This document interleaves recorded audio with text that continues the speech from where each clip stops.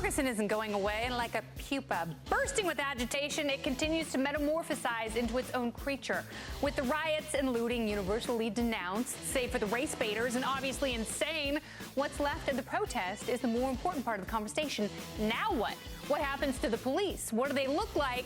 And what can you expect when you call them? And conversely, what can the police expect when they call on you? Anyone with too much skin in the game has to politely step aside because they are doing nothing to aid in actual transformation. What is clear? Something has to change. It has to evolve. It does not have to be a bloody revolution, but when a thing roils for as long as this has, there is something greater that has to be addressed, not necessarily appeased, but we need to have an honest conversations with ourselves and say, like Miss Clavel, something is not right. This is the independence.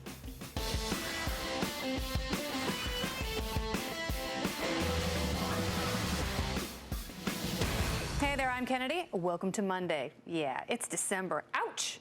And as the Ferguson saga unfolds, you're damned if you do and super damned if you don't. It has ignited passions from every side about race, law enforcement, and of course, it elicits some odd and honest reactions as well. Take Charles Barkley, incendiary yet oddly conservative. Sir Charles has no shortage of opinions when it comes to this story.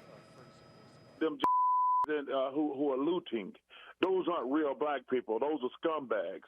We have to be really careful with the cops, man, because if it wasn't for the cops, we'd be living in the wild, wild west in our neighborhoods. I wonder, I'm sorry, I'm writing this down feverishly because I'm wondering what real black people look like in the Charles Barkley litmus test. And equally honest about race and Ferguson, its former New York City Mayor Rudy Giuliani, he can't help but chime in as well. Just as much, if not more, responsibility is on the black community to reduce the reason why the police officers are assigned in such large numbers to the black community. I never thought that Charles Barkley and Rudy Giuliani would become the same person. Talk about a metamorphosis. Is it possible to disagree with someone about race without calling them racist? And do Rudy and Chuck bring up some good points, or have they lost their collective bald mind? Let me ask my brainy and hairy colleagues. It's Reason Magazine editor-in-chief. He's the ginger. It's Matt Welch. And, of course, Camille Foster from Free Think Media. He hasn't shaved, and he doesn't need to. I will tell you, together we are the independents. And, of course, we can't talk trash without a party panel bat and cleanup. So with us tonight, it's Michael Malice, one of our very favorites. He's the author of the book on North Korea, Dear Reader, and Lachlan Marquet, a writer for the Washington Free Beacon. He is the freakest beacon of them all. He's the freakest beacon. And thus we begin the conversation tonight. So let's talk about Charles Barkley. I can't believe I'm going to you first, Michael Malice, but that is happening. Let's talk about Charles Barkley and Rudy Giuliani. I think that there are a lot of people in this country who used to be called the silent majority who are nodding in agreement. Are they completely wrong and off base here? Well, I don't know if they're wrong or off base, but I think Charles Barkley's wrong in this sense that when I tell people who are on the right that cops cause crime, for them to hear that, it's like saying ambulances cause Ebola. They don't understand that it's the cops that are causing these tense situations, that if you are going to harass people on the street and treat them like criminals, if they're going to pay for the crime, they might as well actually do the crime. Okay. So having this kind of bunker mentality in these neighborhoods is really not going to be conducive to feeling of safety. And when people feel like they're cornered, they tend to lash out and become violent like any animal does, like a rat or an elephant or a donkey. So now you're calling black people animals, Michael Malice. All human beings are animals, and the sooner we understand that, the easier it'll be to have actual solutions instead of these imaginary fantasies where, you know, Michael Brown's an angel or Darryl Wilson's an angel. No, I think that is an unfair paradigm. And I turn to you, Lachlan. Sure. And no longer will we hear from Al Sharpton. Go ahead.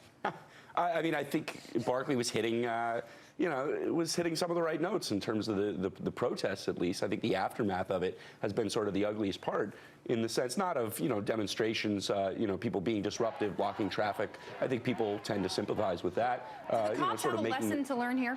I think everyone has a lesson to learn. Yeah, But definitely. specifically cops. law enforcement, is there something that law enforcement needs to do? Is there a way they need to change? I think there was a valid point a lot of people were making in terms of it being such a racially unrepresentative police department in Ferguson. I don't know what the exact numbers were, but it was very stark, as opposed to Washington, where I'm from, and where you were seeing a lot of protests, where you have a police department that's about 70% non-white in a city that's about 65% Ferguson, non-white. it's 90% white, There you go. and the city itself is 67% African American. So let's talk about this a little bit, Matt Welch. I am going to pull a Camille here for a second because I could see him getting all agitated on the side. Wow. I wonder if Microaggression right there. by making it always, always, always in every single breath about race, that we're losing something here. Yeah. Barack Obama gave some remarks today at the White House, said basically, you know, we have to, if any community in America feels like they're not getting treated fairly, that's a problem. And of course, what he meant was race. Of course, what Giuliani meant and is being called a racist is race. Of course, Charles Barkley is being called an Uncle Tom for what he said because of race. But the community that gets the disproportionate brunt of policing in this country is the community of poor people. Yeah. It's of people who get shaken down, people who provide 10% of a city's budget all over the greater St. Louis area just because they can't show up to every single court date. And because we focus so much about race, it becomes a culture war thing. And the only point of a culture war is for people to choose sides. Oh, look, Al Sharpton's at the White House. Oh, look, Giuliani's talking again on the Sunday show. Yeah. I know what team I want to join. And so no one actually wants to talk I think about that's the point that Kareem Abdul-Jabbar tried to make in Time a few months ago was,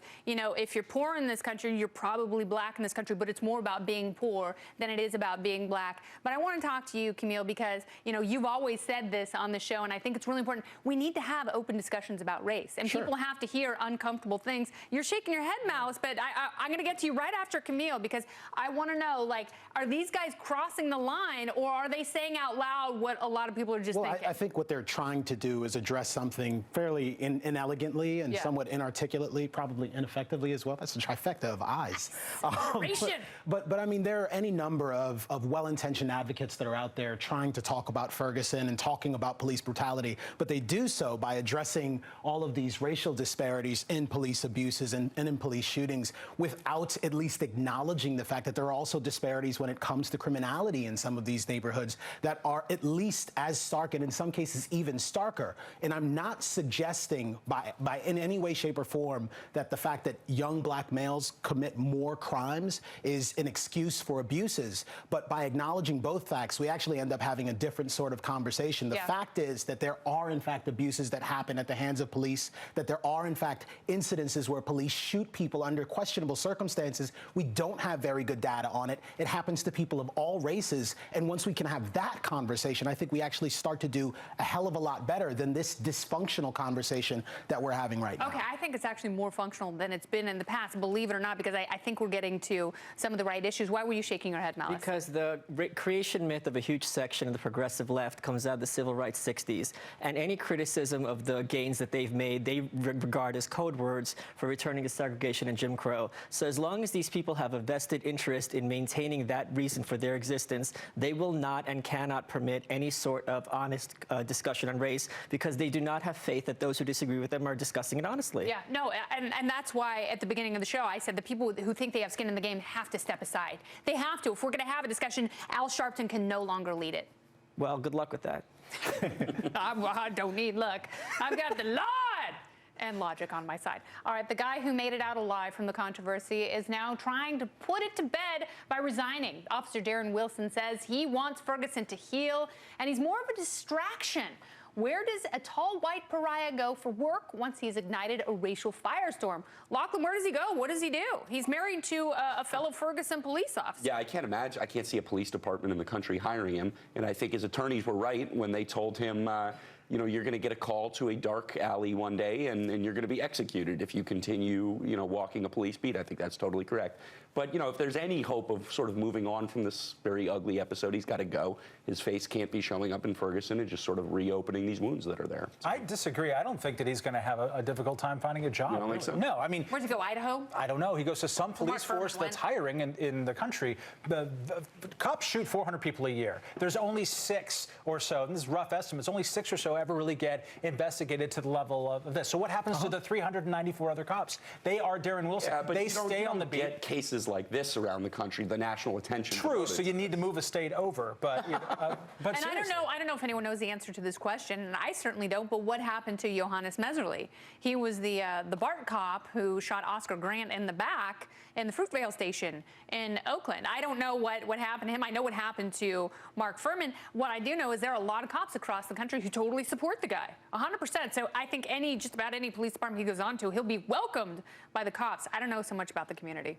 Yeah, I mean, I've heard a few folks make hay of the fact that the guy lost his pension, et cetera, et cetera. Look, if a secretive deliberative process is good enough to exonerate you of murder, if the consequence of that is that you also happen to lose your job, then I'm only crying over it so much. That is code for, I think we probably ought to have some sort of grand jury reform. This is not a satisfying process by which we can try to ascertain the truth. People who are not satisfied with the outcome of this grand jury now want to change the grand jury process. It's not so much being satisfied with the outcome. I mean, I didn't hear anyone saying that before the grand jury came in. People have been saying this for decades. You can indict a ham sandwich. It is a process that is eminently corruptible. It's something that prosecutors have abused in the past. And delicious. And there's reasons to be concerned. Okay, let's bring Malice in. In the same way that the left has hate crimes legislation, where certain groups, if you do bad things to them, you get worse punishments, the right has their own version of hate crimes legislation. That's the cops. The cops are held to a lower standard in terms of testimony. They're held to a higher standard in terms of attacking them. So, both sides claim that they're for equality versus the law, and that's crap. Both sides want to have a caste system, and their own protected classes are protected legally. And it's not, and the cops should not be held to this kind of different standard than regular people. It's absolutely outrageous. I mean, they're held to a different standard by virtue of the fact that we entrust them with deadly force. I don't entrust them with deadly force. Well, we as a society, with a law invests them, they carry guns legally. I'm sorry, they're held to different standards. I'm very sorry also. Yes, I'm very, very sorry. Michael Malice is like arguing with my grandmother, God rest her soul in heaven. All right, you guys, we're going to see a little later in the show. And a lot later on our after show, After Hours. It's the Independence After Hours. And we're just simmering right now. Wait till we go to a full boil. Not the kind that becomes a carbuncle on your news. All right, the president is also weighing in on Ferguson with some new executive action. We'll get into that. And should you cancel your plane reservations to Europe? New terror threats to run through your skeptical brain. I'm going to do that with Mike Baker. That's coming up. Stay with us.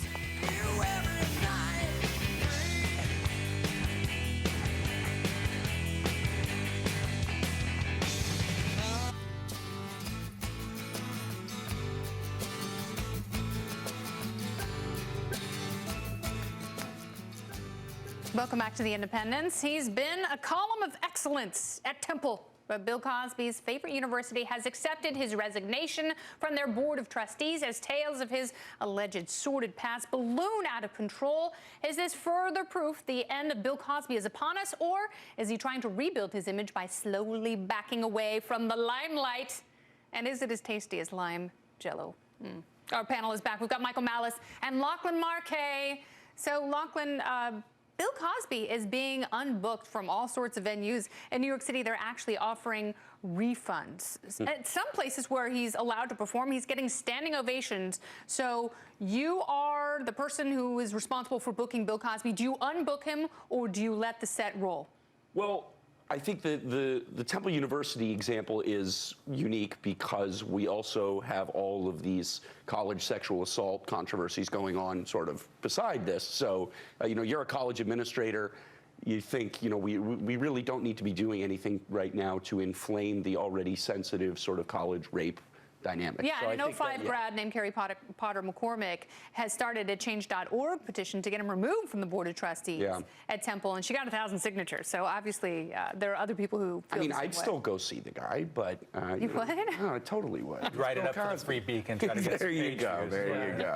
All right. So, would you have a drink with Bill Cosby if he asked you, Michael Malice? How many rules would I be breaking there if I took one of his drinks? Look, rape is never funny, just like Bill Cosby. No. Wow. And we live in a country where people understand conceptually that rich, powerful people get away with all sorts of awful things. But just like politicians are bad, except for my congressman or my senator, when you personalize it and you see the person on TV, you're like, oh, he would never do this or that. We have, what, 13, 14 women who don't know each other, who have the same very specific set of circumstances. And I don't think any of them are lying other than Janice Dickinson, who's certifiably insane. And I think Janice is lying? I think this is the one thing she might actually be telling the truth about. I really doubt it, because in her book, she discussed like actually kind of killing her dad, withholding medicine when he was dying, and then he ended up dying. So I doubt that wouldn't make the book. In parts of Oregon, that's encouraged. Okay, I can't speak on that. I'm a Brooklynite.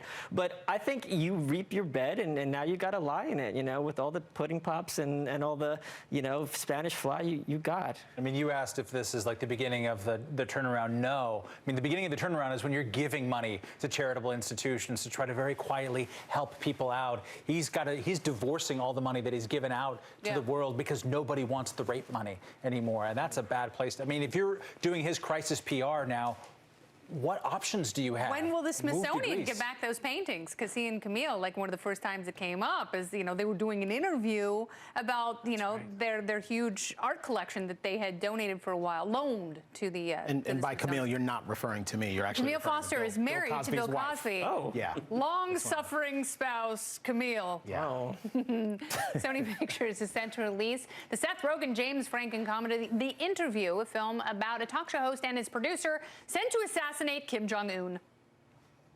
You want us to kill the leader of North Korea? Yes. What? Oh, don't touch. Katy Perry? I've never heard this before in my life. I love Katy Perry. Really? As you shoot across the sky. Sony has been hacked. Their film has been hacked and leaked like Annie and Fury, just gone out there in the ether. Could North Korea be behind the digital affront? We turn to our North Korean pop culture expert, Michael Malice. There's absolutely no way North Korea is behind this. They don't even have computers, right? They do have computers, but first of all, if you saw that the hack happened, the reason they're saying North Korea is behind this is because it was the same kind of code when South Korea was attacked. But the hackers released this message in broken English that was just very racist if you think this is coming from behalf of the government. Now, it could be a North Korean sympathizer. However, by all accounts, any North Korean hacking is going through China, and it's a lot easier to yell at everyone's favorite whipping boy, North Korea, than it is to yell at the Chinese. That is the first thing I thought. I'm not lying to you. I thought, okay, this looks like what the Chinese have been doing lately, and it's very easy for them to pin it on North Korea. And not only that, if North Korea did this, where we're having a movie where we're jokingly talking about assassinating their head of state, how would we like it if someone had a movie assassinating Obama? They would gloat. They would revel at it. We're defending our supreme commander against your evil imperialist slurs. They wouldn't hide behind their computers. They would have press releases daily. Even though they're saying, we've already warned you, this is just the beginning, it's so comically bad, you don't think that it's North Korea? They have bad English sometimes in their press, in their newspapers and press releases. And like the photos of Kim Jong-un, like going with the maps on the wall and this kind of stuff that looks like. But how do they win by releasing this film onto the internet so that people can download it? What happens is, they released this one. They released other ones. Yeah, right. They've proven that when a film is leaked, like Expendables 3, it on average damages the bottom line by 19%. Oh, that destroyed Sony Pictures, 19%. Done. No, absolutely. I mean, their stock is going to tank, and then they're going to have to give back all the TVs and Walkmans. North Korea is crazy. Or is it Walkman? Walkman. Okay. North Korea is crazy, but the reason I wrote my book is to make it crazy and comprehensible, and they're not crazy in this very specific way.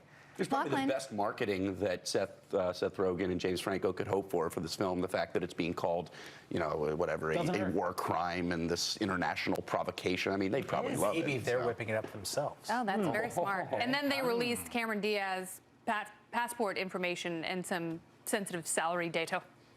I think that's exactly what happened. I think it's Rogen and Franco. Franco hacking Sony, though he just doesn't seem he has his own savvy accusations too, so I mean that ties in with Bill Cosby. So I think Lachlan is participating in some stonerism right now. I think he's being stonerist. I am being stonerist. You're right. Yeah. All right. Judging. Hey, we gotta call him out as we see him here on the Independence. By the way, you can see these gentlemen a little later on your digital device. So whip out your tablet. Whoa. Wait until we're done. Our after show, it's called After Hours, our web show. You can go to our webpage, foxbusiness.com/theindependence, and figure out how you can tack on an extra 10 minutes of heaven to your day Michael and Lachlan will be there, and so will we, to catch you in your sweet, sweet behind. Coming up next, the saga of Ray Rice continues as the NFL lifts his suspension and his wife speaks out. Stay with us.